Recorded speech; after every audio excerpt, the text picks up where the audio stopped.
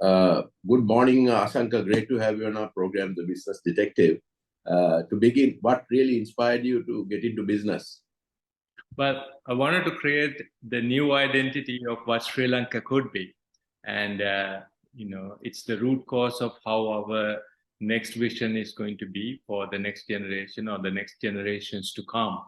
And I had the chance to take a crack at it. I wanted to get involved and create a visual representation through fashion, what Sri Lankan identity and what Sri Lanka can be as an ambitious developed country.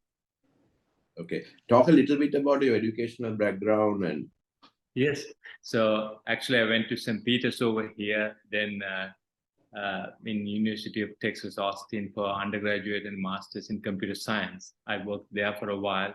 And then in the middle of it, I took a break to go to Harvard University to study public policy and public administration.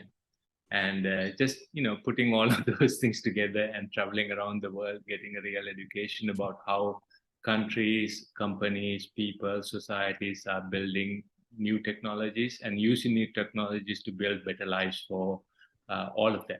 And that was my education, and had the best education in the world for with amazing teachers. Okay. Talk a bit about your LOVI brand.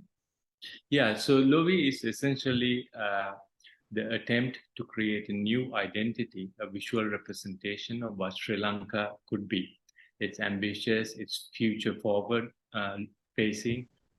It is to say that we have something beautiful, valuable, and cultural story that we can create to enjoy for ourselves, but also to share with the rest of the world. And that's what LOVI is. And we rooted, and when you're doing something like that, it has to be authentic to us. So it's rooted in our national, rooted in our sarong, rooted in our culture, and then giving value and ambition to all of those. Okay. Talk a little bit about the product range and how we are marketing it overseas. Yeah. So, we started off with the sarong because it's actually the most authentic piece of garment to Sri Lanka. And it also had the properties that rich people, poor people, men, women, all over the country, people actually wear it on a regular basis and enjoy it. So what we wanted to do was to take that and through that authenticity, build something that we can take to the world.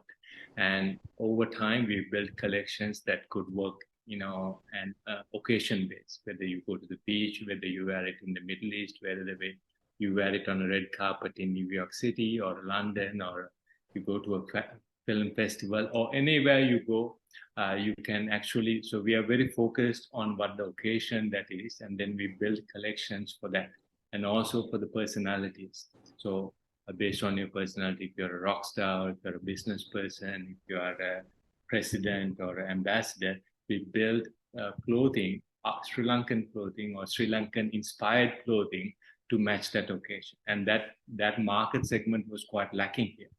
And so we take these clothes and we make it also at an international standard. So our clothes are, made with the same fabric, same technology, same kind of quality that you can wear in New York, London, Paris, Tokyo, Colombo, anywhere else.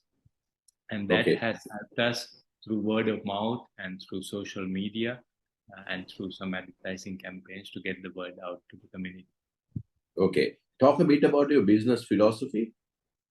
I think part of what that LOVI is, and I personally am in a fortunate place, is for us to build a company that not only shows our culture and shares it with the world, but also provide opportunity over here that are meaningful work and can actually sustain salaries that people can make good lives in.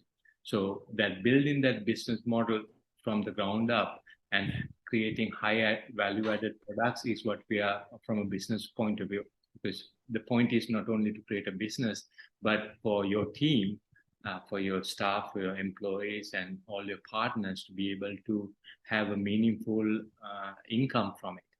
The other part is because we are very much craft ingrained, being able to, provide all these craftsmen and all the people, then generations to come, to preserve those artisanal, traditions and skill and knowledge, so that we can actually continue it, cherish it, and share it with the culture. Asanka, what is your corporate social responsibility philosophy and what are you doing for society? So for LOVI, I think the big opportunity is in building Sri Lanka to a developed nation. And for that, education is a primary tool. For example, anyone in a family who has a tertiary education, whether it's a CIMA qualified or a chartered qualified accountant, a doctor or lawyer, one of them break out of that group, they take care of the family, they care of their immediate family and the surrounding family, and provides role model for others to follow on their path. So we believe in actually tertiary education as a significant poverty elevation tool, and to that we invest in our CSR opportunities. Asanka, I know you have a lot of interest in tourism. So, Yes. given that it's a low-hanging fruit, what are some of the options we have to actually drive the numbers up in the short term? I think, of course, the Indian market is quite a big number. Let's put it this way. We have 3.5 billion people living in a 5-hour plane ride to Colombo. Right.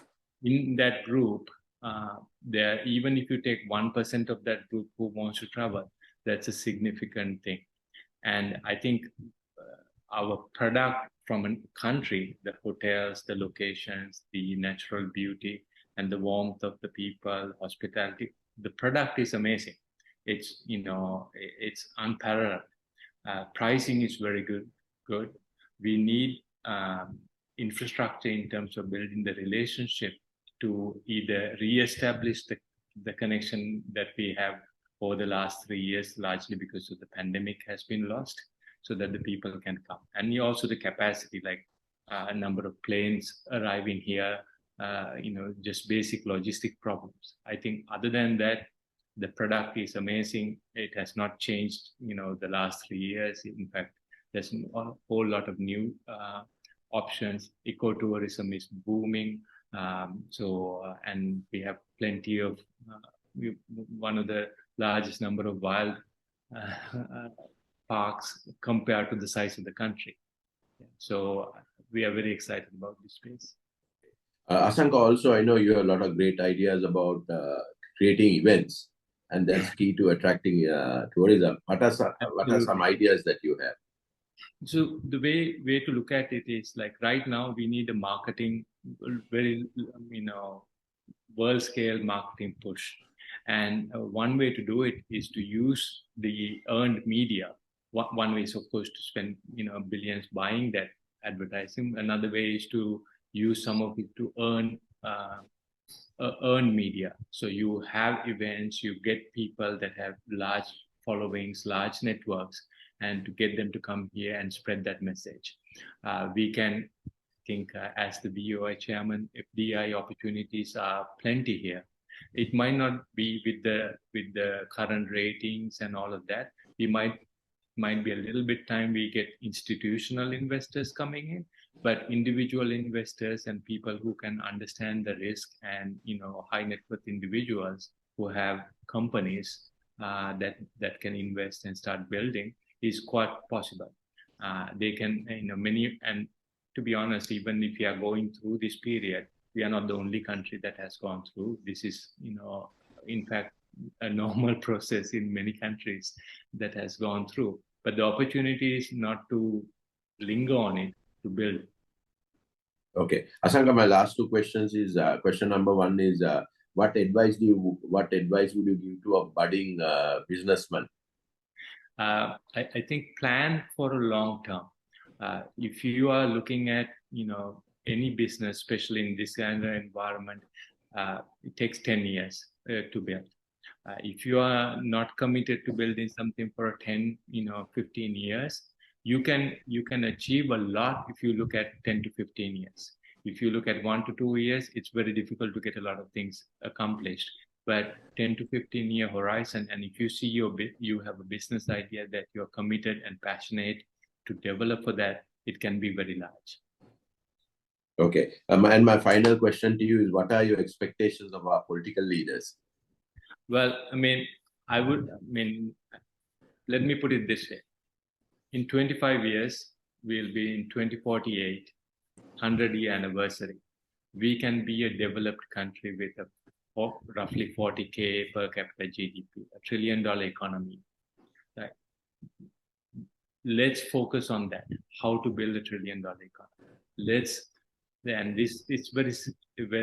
It's not complicated. It's on educational infrastructure and converting the new generation to 60,000 plus jobs. It's building the energy infrastructure we need in order to power that $1 trillion economy and safeguarding our environment.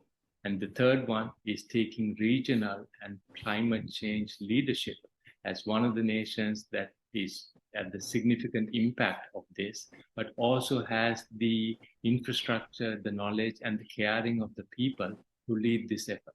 So on all those three, I actually have a written plan on how to push these things and to convert Sri Lanka into $1 trillion economy.